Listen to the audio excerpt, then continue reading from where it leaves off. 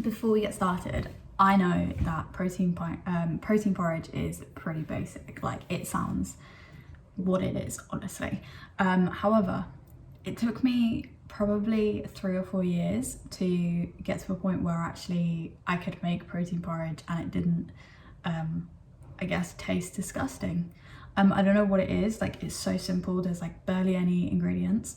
But I just couldn't get it, and I feel like if I have that problem, then there's probably loads of others too. This recipe, I'm actually going to do a stovetop one instead of a microwave. I debated it, but then I thought about it, and actually I prefer the stovetop one, and we're all at home, we all got a little bit more time. It doesn't take like overly a lot of time, and to be fair, the process is pretty similar. When I do it in the microwave, I actually do tend to put protein powder at the beginning, whereas what I'm going to do is put it in kind of halfway through once the milk's thickened a little bit. But just know that you can do it both ways. But if you do have the time, try it on the stovetop and you won't be disappointed. So ingredients wise, I have, oh my god, I feel like a TV chef. I am not a chef in any way. Please take my word for it. Pan, I've got 30 grams, I won't show you actually, I've got 30 grams of oats because that's how much I have in mine, and then I mix in 10 grams of flax seeds. You could just do like 40 grams of oats or put something else instead. I like to have the flax seeds because we don't tend to have enough fish, and I like to get my omegas. I don't like having too many supplements. As I say, too many, like any supplements.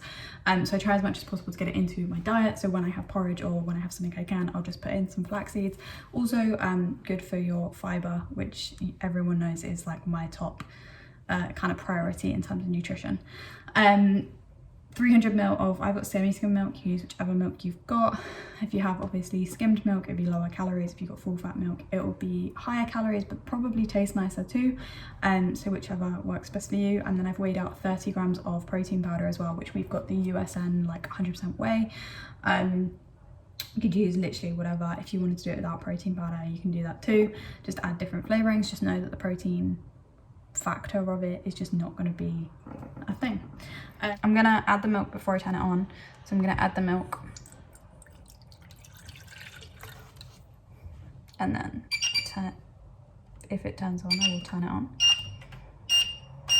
I'm gonna have it on a medium heat, so I'm gonna put it on 7 for now. I might turn it down, but I just want to get that milk warmed before I do anything else with it. You can like obviously do this however, like I'm sure there have been times as well where I just literally just throw it all in the pan, but I'm trying to do it how I would if I had the time and I wanted it to be kind of, if I'm going to serve it to someone else. That's how I'm doing it right now. I'm just going to warm the milk a little bit. I don't know what that does or if it even does anything. I just know that in the past when I've done it this way, it's become much more creamy and it doesn't stick as much.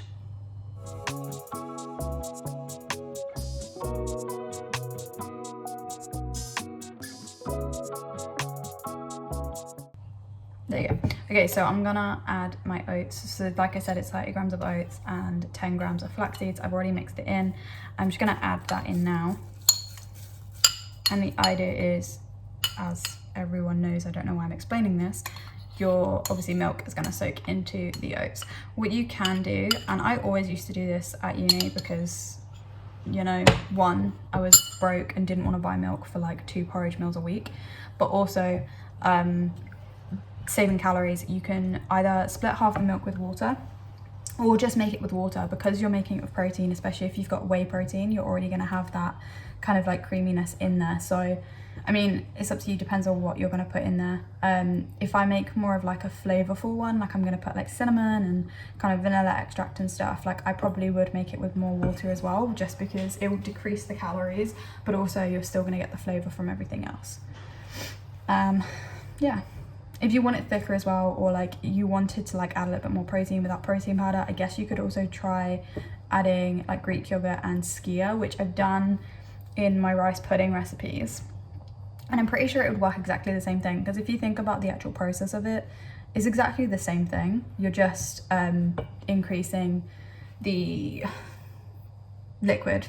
Yeah, so you're just like adding liquid to soak into something like rice or oats, whatever it is exactly the same thing. It's just a carb into the liquid. I don't know why I'm talking like that. Honestly, I'm talking like I know stuff. Like I am like the worst person at science ever. I don't know how I got into the job that I got into. Like I seem to be good at like biology, but definitely not this kind of like chemistry stuff. I'm gonna assume that's what cooking is.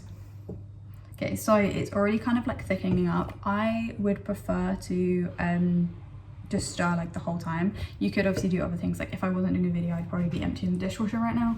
But you just want to make sure that you don't heat it too quickly, or like you leave it to sit too much so that it sticks, because that is just the worst thing to clean, is like a pan where everything's stuck to the bottom, especially when it's kind of like a milk based.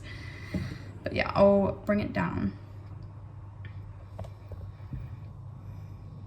So you can already see it's starting to kind of like soak in.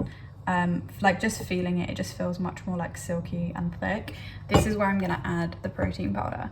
So I'm gonna add it slowly so that it doesn't like clump up. I mean, to be fair, like even if it does clump, it really doesn't matter. I don't know if you've ever made like pancakes before and like had those lumps. When it cooks, it kind of does disperse anyway and you never really taste it. It's kind of the same thing. But just because this has come out of straight out of the, what's it called?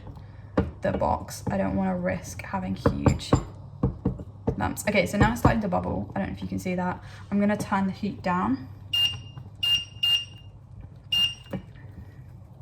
and then continue adding this.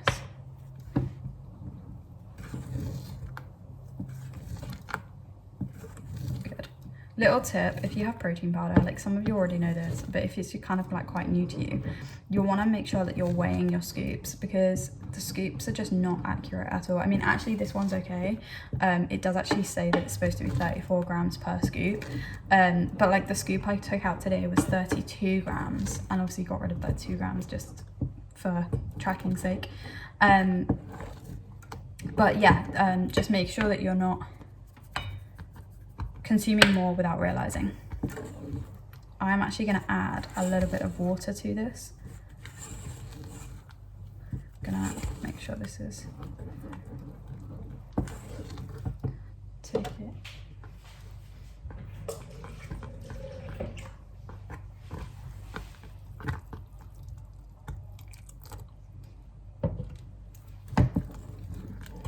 There you go. So yeah, depending on like the speed that you kind of cook it and like what you do, you might want to add some more water.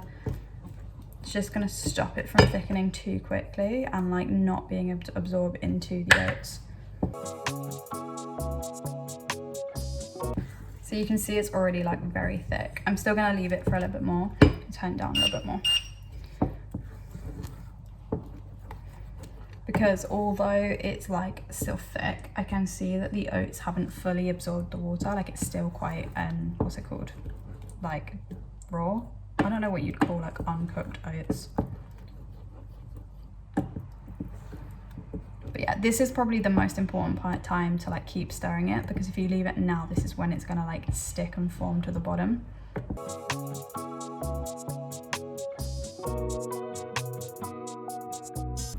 And I'm gonna serve it now. And for 30 grams of oats, I'm like really pleased with how much is there.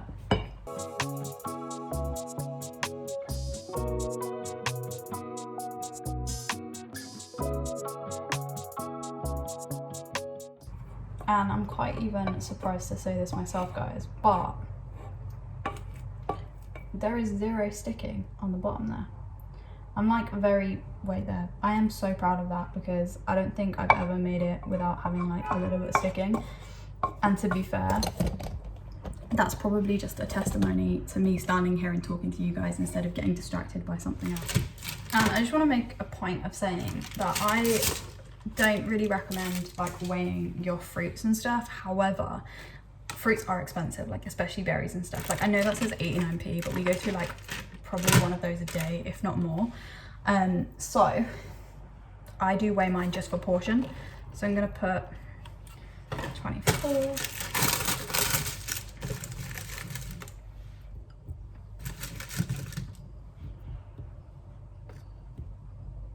50 grams.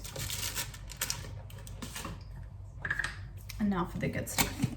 We don't normally have this stuff, but obviously we have it from pancake day, and I'm not gonna say no.